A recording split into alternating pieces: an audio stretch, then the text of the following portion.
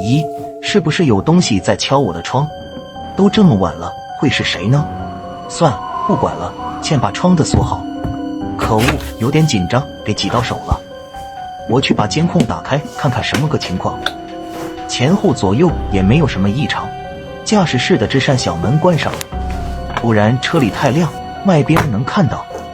还有第二层也关上，确认好周边肯定没有人，把我的防爆门关好，就算想进也进不来。最后再确认一下所有的隐私帘都拉起来，效果就是这样的，我很满意。今晚换张床吧，睡在上面更有安全感，而且旁边就有监控，可以最快的速度查看车子外边的情况。好了，关灯，终于可以安心的睡觉了。